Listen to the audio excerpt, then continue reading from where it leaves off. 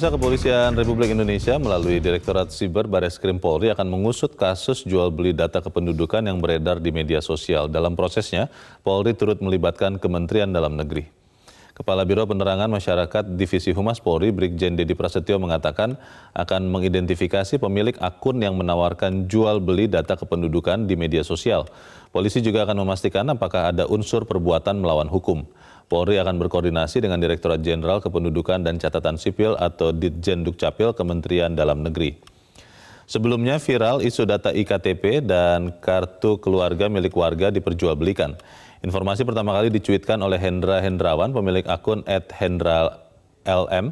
Hendra menyertakan screenshot atau tangkapan layar adanya transaksi jual beli data NIK, ektp, dan KK yang diduga dipakai untuk penipuan.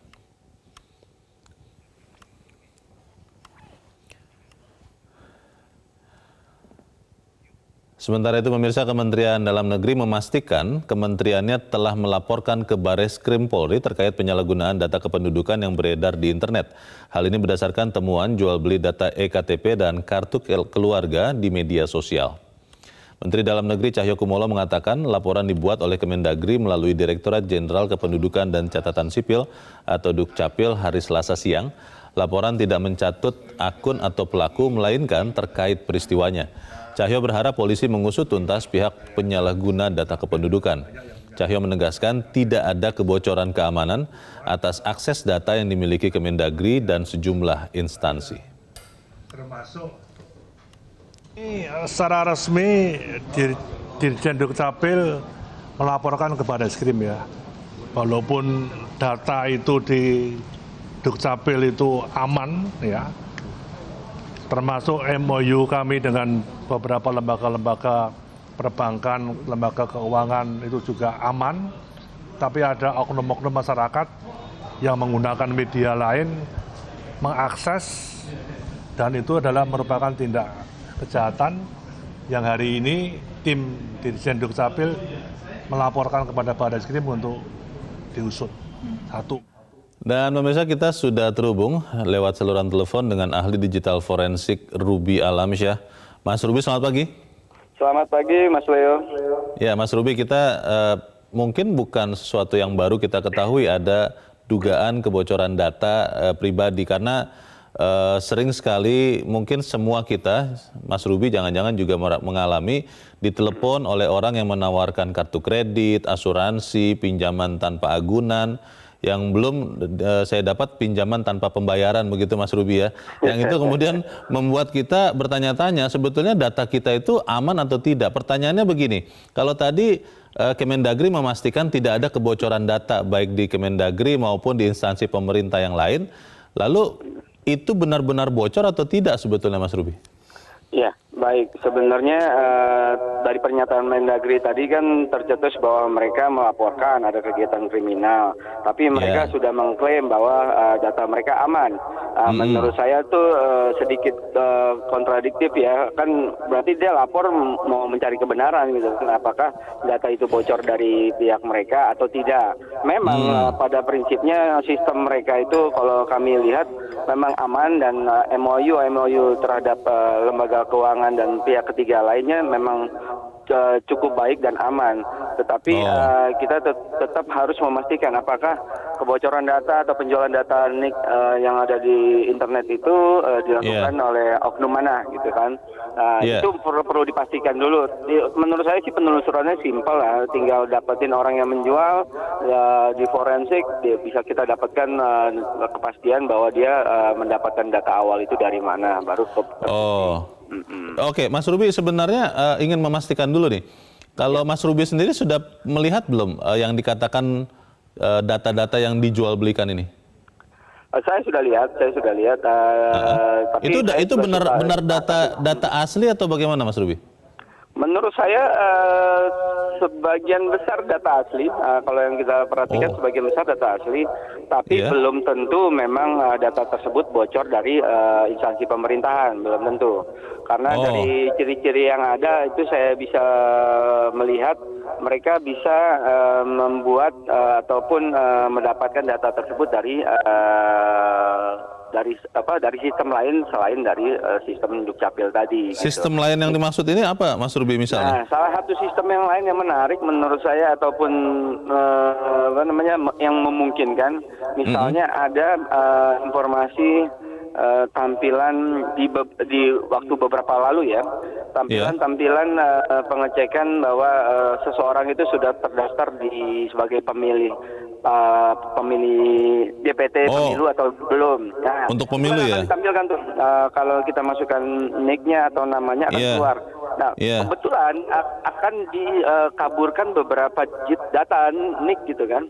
Padahal 6 data digit yang dikaburkan tersebut menurut kami itu bisa ditebak ataupun bisa dicari datanya via medsos, via data lain, karena itu datanya cukup nggak terlalu unik gitu ya. Cukup bisa ditebak dengan penggalian lebih lanjut. Nah, itu salah satu tekniknya kemungkinan. Jadi orang mencari dengan teknik itu. Bisa juga ada kebocoran dengan pengambilan atau oknum-oknum tertentu. Nah, itu yang perlu dipastikan oleh penegak hukum. Kalau di dalam editorial dikatakan Facebook dihukum keras oleh pemerintah Amerika Serikat karena ada kebocoran data penggunanya. Indonesia akan melakukan itu atau bisa tidak sih Mas Ruby untuk kemudian memastikan data pribadi kita ini aman? Oke, pertama Facebook dihukum hampir 70 triliun lebih itu karena dia melanggar yang data bocor tahun 2016 terbukti tahun lalu 80 juta data warga negara Amerika, termasuk warga Indonesia yang ada di sana. Nah, mereka ada undang-undangnya, termasuk juga di Uni Eropa ada undang-undang GDPR. Mereka masing-masing itu memiliki undang-undang perlindungan data pribadi khusus untuk data pribadi warga negara mereka. Itu sangat dilindungi sekarang, dan tuntutan ataupun sanksi yang bisa diberikan kepada pihak yang membocorkan itu sangat tinggi. Nah, contohnya Facebook. Nah, kebetulan di kita itu belum memiliki undang-undang yang spesifik, yaitu undang-undang perlindungan data pribadi, yang mana saat ini masih sedang dalam rancangan ya, RUU PDP gitu. Nah, kalau RUU PDP kita bisa sinkron ataupun bisa selaras seperti GDPR di Eropa sama undang-undang perlindungan data pribadi di Amerika, kita bisa berharap ke sana, bisa berharap bahwa kedaulatan data pribadi itu bisa. Nah, keywordnya ini sebenarnya sih, untuk kan perlindungan data pribadi itu perlu perlu kerjasama sesama pemangku kepentingan, multi stakeholder gitu kan. Nah, keyword pertama adalah data pribadi itu harus dicantumkan ataupun harus dibikin sebagai properti. Nah, kalau data pribadi dijadikan sebagai properti individu masing-masing, nah semua pihak akan gampang gitu mendefine gimana masing-masing itu menjaga properti tersebut. Gitu. Baik, Mas Ruby Alamsyah, terima kasih Mas sudah mencerahkan kami pagi ini. Selamat pagi Mas Ruby. Selamat. Apa benar Kang Jajat bahwa masalahnya adalah karena kita belum punya undang-undang perlindungan data pribadi? Karena kalau saya terus terang mungkin agak pesimis mengatakan bahwa walaupun undang-undang itu misalnya nanti ada, yang penting kan pelaksanaannya, pengamanan data itu. Bagaimana? Ya, sebelum menjawab itu, Bung Leo, saya kira ini kan tuduhan. Sekarang itu kan kalau telunjuk itu kan mengarah ke Dukcapil, ya, ke pemerintah lah. Tapi saya kira gini, setiap ada kebijakan publik yang menjadi perhatian atau yang serius seperti ini, pasti di negara demokrasi yang ditanya pertama adalah dasar hukumnya. Ya, kalau soal dasar hukum, Undang-Undang tahun 2013 tentang administrasi pendudukan, memang di situ dibolehkan. Jadi dibolehkan apa maksudnya? Dibolehkan kerjasama dengan lembaga pelayanan publik. Jadi setiap lembaga yang memberikan pelayanan publik dapat diberikan akses data kependudukan. Dasarnya itu. Nah, tetapi juga ada yang di pasal lain lagi mengatakan kalau ada penyalahgunaan pasti ada sanksinya. Nah, sekarang kan belum pasti nih kalau pemerintah tadi Dukcapil atau Mendagri mengatakan bukan dari kami. Pasti aman katanya datanya aman dari mereka. Jaminannya apa gitu kan. Nah, menurut saya kita harus dipastikan dulu karena ini kan ada kontrol dari masyarakat, kemudian ada ombudsman juga mengatakan itu memastikan siapa yang menyalahgunakan gitu kan. Nah, kalau waktu itu tidak publik tidak tidak melihat itu fakta itu mungkin juga ini tidak ada masalah. Tapi kemudian mencuat ke publik dipertanyakan. Nah, saya kira pertama memang harus dipastikan ini dari siapa yang membocorkan itu. Betulkah bukan dari pemerintah sendiri atau para pihak yang karena ada banyak sekali. Nah, pertanyaan kita memang pelayanan publik itu dalam pemahaman kita selama ini pelayanan publik kan umumnya lembaga institusi pemerintah, tetapi ternyata kredit pihak swasta juga ada. Swasta itu masuk, bahkan ini lebih kalau saya baca lebih dari 1.000 kerjasama dengan para pihak itu. Artinya banyak sekali. Bagaimana juga memang mengontrol dengan begitu banyak pihak yang terlibat di situ yang bisa mengakses data itu. Ini sudah jadi wacana. Maksudnya kan baik. Betul. Itu untuk verifikasi dan mencegah penipuan. Kang Jajat, ini sudah jadi wacana yang sangat serius dan mestinya sih tidak berlalu begitu saja. Pertanyaannya nanti selepas jeda, siapa yang harus mengambil komando di sini supaya kemudian kepastian data ini bisa aman. Tapi kita harus jeda dahulu. Pemirsa tetap bersama kami. Editorial Media Indonesia segera kembali.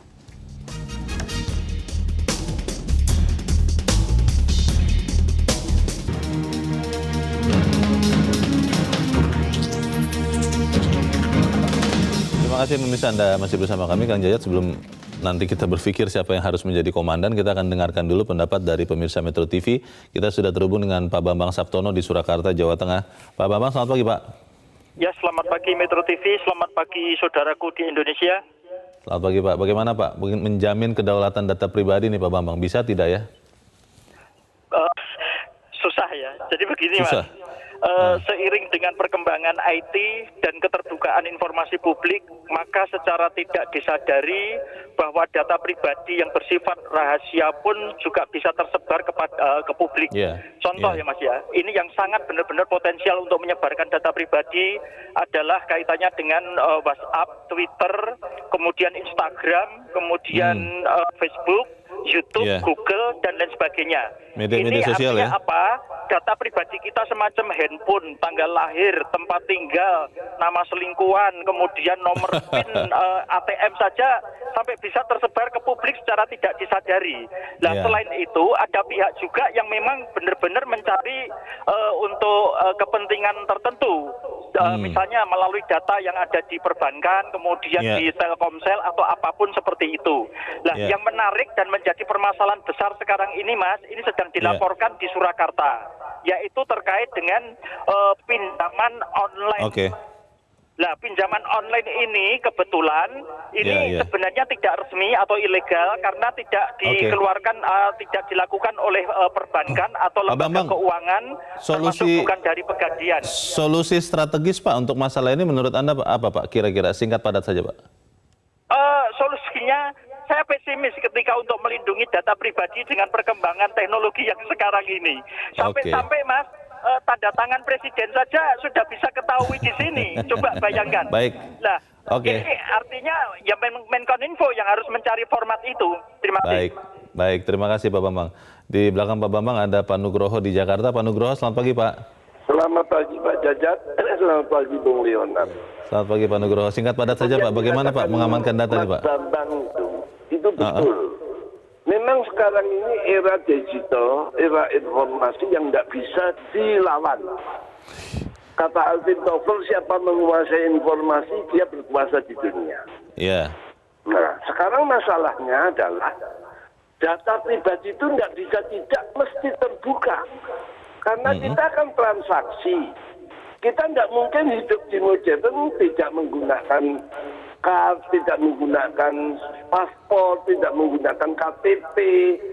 Transaksi-transaksi itu tidak bisa dihindari. Pak Nugroho, tapi seperti tadi yang sempat Pak Bambang katakan ada media-media sosial, kemudian kalau Pak Nugroho katakan transaksi, itu kan umumnya sangat menjaga kerahasiaan nasabahnya Pak, atau penggunanya. Itu bagaimana Pak Nugroho? Iya, betul. Tetapi bagaimanapun data itu adalah data terbuka yang bisa digunakan oleh orang yang bermaksud baik dan tidak. Ini yang terjadi. Satu contoh, kalau kita punya KTP, punya kredit card, kita transaksi, itu akan terpampang semua data kita. Apalagi menggunakan Facebook. Nah, satu contoh, ada pejabat yang baik, yang bisa dicalonkan gubernur, wakil gubernur, atau bupati. Tiba-tiba muncul potret zaman muda, zaman jadul dulu, dia lagi pacaran, jatuh dia. Nah, ini yang berbahaya. Solusinya adalah, apakah pemerintah Indonesia mampu membuat sistem pengamanan data sendiri? Selama ini didominasi oleh Amerika. Nah, sekarang China sedang menggeliat pertarungan antara 4G dengan 5G. Ini yang harus dibuat. Harus dibuat di Indonesia ya. Baik, terima kasih Pak Nugroho. Di belakang Pak Nugroho ada Pak Poli di Ambon, Maluku. Pak Poli, selamat pagi. Pagi Bang Leo.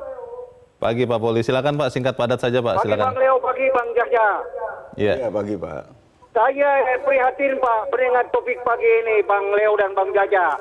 Yang pertama, kasus ini harus diusut oleh Kepolisian Republik Indonesia. Kalau kita bicara data, kedaulatan data, itu kan hak daripada instansi atau institusi itu untuk menjamin. Mereka kan punya server khusus untuk itu. Analisa saya, bocornya data bukan orang luar menurut saya, Bang Leo. Ini jadi orang dalam, Bang. Ini dari oknum dalamnya begitu ya? Jangan sampai pada satu saat data-data kita dipakai pada organisasi yang terlarang Indonesia. Ini jangan sampai Pak. Demikian Bang Leo dan Bang Jaka. Baik, terima kasih Pak Poli di Ambon, Maluku, selamat pagi. Di belakang Pak Poli ada Pak Iwan di Jember, Jawa Timur. Pak Iwan, selamat pagi Pak.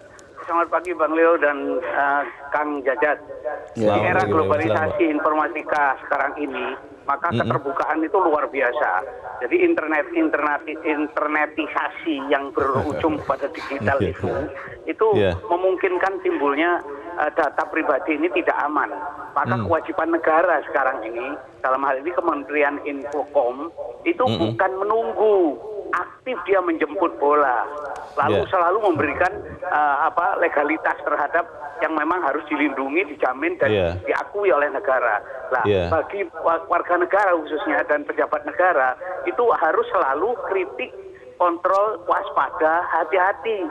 Sehingga informasi yang dia berikan itu tidak membahayakan keamanannya pada dirinya sendiri. Karena data itu bersifat ada yang privasi, ada yang harus diberikan kepada negara karena kewajiban untuk menyampaikannya. Saya kira begitu. Sekali lagi Pak, sekali lagi yaitu Kominfo itu menjemput bola, bukan menunggu. Jemput bola. Lalu masyarakat dan pejabat itu harus waspada, hati-hati, komunikasi, lalu kontrol bersama-sama. Saya kira begitu yang paling penting. Baik, terima kasih Pak Iwan di Jember, Jawa Timur. Selamat pagi Pak. Kita akan bahas pendapat para pemirsa selepas jeda. Kang Jaya dan pemirsa tetap bersama kami. Editorial Media Indonesia segera kembali.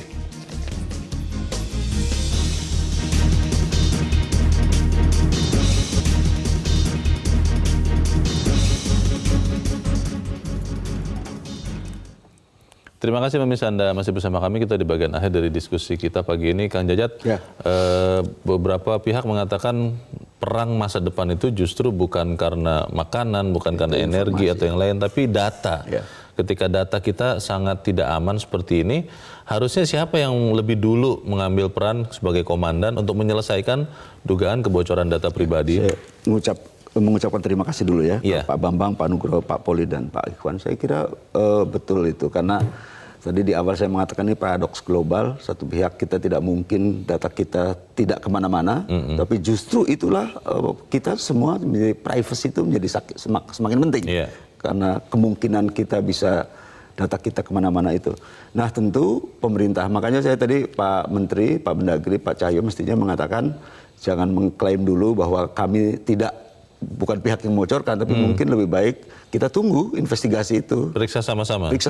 Nah saya kira itu jauh lebih bijak, supaya kok dalam waktu yang sesingkat itu sudah mengatakan bukan dari kami. Nah lebih baik itu ya. Dan saya kira inisiatif tetap harus dari negara itu. Dan kalau memang betul ada yang berupaya, Anda mengatakan tadi pemulung data, dijual belikan, ada yang bilang mafia data, karena dunia digital, dunia yang serba transaksional, pasti data menjadi sangat penting dimanapun.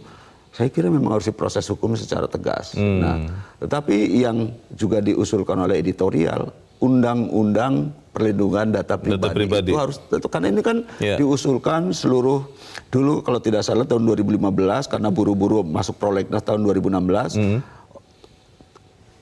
pihak-pihak dari media massa juga diundang untuk memberikan masukan ini. Ya, Media Group salah satu beberapa juga. 2016 itu ya? 2015 sudah diundang. Jadi sudah hampir 5 tahun yang lalu. Tetapi ini kan inisiatif ini memang dari pemerintah. Yeah. Mestinya ini harus cepat-cepat diserahkan ke DPR. Nah, sesuatu yang inisiatifnya di pemerintah, pemerintah memang yang harus proaktif. Saya kira ini penting sekali. Nah, Facebook bisa tadi disebutkan, bayangkan saja 87 juta data tersebar dan kemudian dimanfaatkan untuk kepentingan pemilu di Amerika. Dan dia harus mengambil resiko yang sangat luar biasa. Hukumannya. Ya, luar biasa, 70 triliun itu denda terbesar sepanjang sejarah di Amerika. Ya, jadi saya kira orang tidak akan itu kenapa bisa? Semakin global data, tetapi ternyata di Amerika bisa menghukum Facebook dengan denda yang sangat mahal. Di Indonesia bisa harusnya kita, makanya undang-undangnya perlu harus dulu ada. Karena tanpa undang-undang saya kira kita ada persoalan dalam payung hukum. Nah, ada undang-undang saja, biasanya ada problem di aparatnya. Apalagi tidak ada payung hukumnya yang kuat. Leadernya siapa di sini, Kang, yang harus segera menyelesaikan masalah ini? Ya, saya kira leadernya ya harus negara. Menurut saya siapa yang paling punya otoritas untuk itu? Kemendagri, Kominfo, saya kira dua institusi ini menurut saya yang harus menjadi leader di menyelesaikan ini.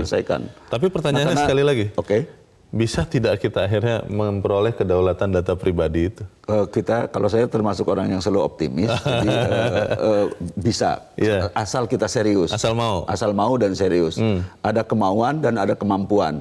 Nah, persoalannya kadang-kadang ada kemampuan, tetapi kemauannya nggak ada. Atau sebaliknya juga ada kemampuan, karena tapi kemauannya nggak ada. Diduga ada motif bisnis di sini, Kang Jajat. Karena ketika data itu sangat berharga, akhirnya memang ada sejumlah uang, katanya begitu. Ya, asumsi itu ya. Tapi karena itulah menurut saya bagian dari investigasi yang dilakukan oleh mestinya Pak Cahyo tadi. Jangan kami tidak membocorkan, mestinya investigasi sama-sama. Siapa tahu di situ memang ada motif transaksi kan. Kalau ada motif transaksi, ada kekuatan uang di situ, saya kira harus diusut tuntas itu, Bung. Ke Indonesia katanya orang Indonesia kalau tidak dibicarakan lupa. Saya tidak terlalu yakin nih minggu depan begitu kalau ini tidak jadi berita lagi orang masih ingat. Nah, bagaimana memastikan ini bukan hanya hangat-hangat tai ayam begitu? Bagaimana? Saya kira memang pers salah satu tugasnya kan memang memberitakan terus-menerus hal-hal yang menyangkut kepentingan publik. Ya, harus dipublikkan. Jadi supaya publik tahu bahwa kita tuh punya hak loh di situ, data kita dilindungi. Selama ini kan kita, termasuk saya, ditelepon kanan kiri, tiap pagi di SMS ini itu dari obat kuat sampai pinjaman segini dan tanpa guna. Itu dari mana? Tapi lah, itu mungkin belum disalahgunakan secara serius dalam pengertian untuk tujuan-tujuan. Tentu dari kita juga harus selektif juga ya dalam soal-soal seperti itu. Kritis, Tapi persoalannya kalau orang sedang misalnya darurat, kan daya kritisnya, seleksinya pasti biasanya tipis. Yang penting itu tadi, asal mau, kita pasti bisa berdaulat dengan data pribadi kita. Kuncinya, saya selalu mengambil Amsal contoh itu di kereta api. Moda transportasi yang dulu paling amburadul, kenapa dia bisa? Berbalik dari situlah menurut saya yang lain-lain mestinya juga bisa. Baik, semoga itu juga kemauan kita bersama. Kang Jajat Sudrajat, terima kasih sudah di sini. Selamat pagi. Selamat pagi. Pemirsa, pemerintah juga sudah sepantasnya mencontoh negara maju khususnya Amerika Serikat yang bahkan bersikap sangat keras dalam menghukum Facebook karena membocorkan data pribadi. Sejatinya inilah memang sikap yang akan menentukan posisi kita di era digital. Tanpa ketegasan proteksi data, negara dapat menjadi sapi perahan para mafia data. Semoga itu tidak terjadi. Saya Leonard Samosir, terima kasih Anda sudah menyaksikan. Selamat pagi.